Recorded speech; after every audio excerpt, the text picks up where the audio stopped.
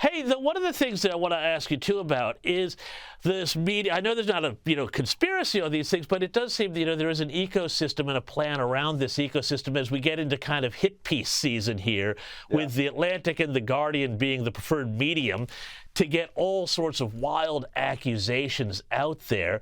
I want to talk about particularly what's happened with the Atlantic magazine, which used to be this great, powerful, intellectual magazine that Trump disparaged a slain soldier. Everybody has come out against this, said it's not true.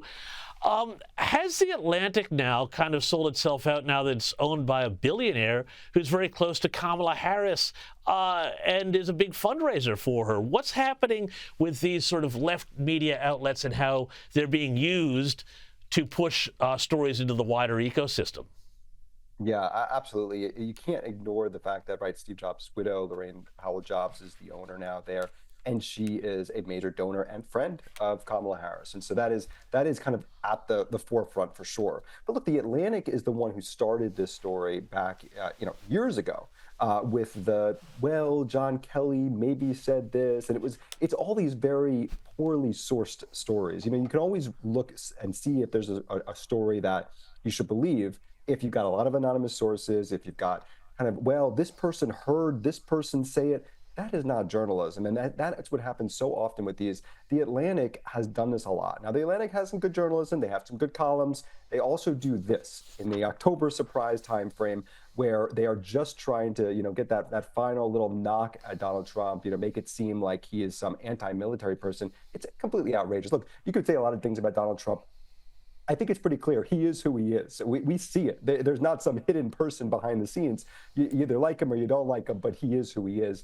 This kind of thing doesn't seem like it's going to work, but they are going to try it, and I don't think they're done.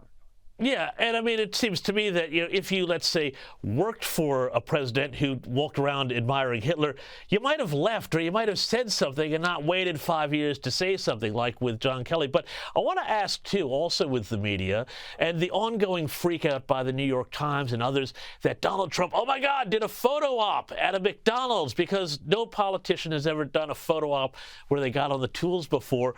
But I wanted to draw your attention to this particular line in a New York Times piece that dives into the controversy over whether Kamala Harris herself ever worked at McDonald's, as she claimed. And the New York Times has called this Trump seeding of doubts about Harris's story, which she cannot prove as being outside the lines of traditional fair play. Does this just illustrate the total double standard here, where Trump is held to this impossible standard, and whatever Kamala Harris or a Democrat says, well, we obviously believe them? Right, exactly. Yeah, no proof, but sure, of course, let's just take that at its word here.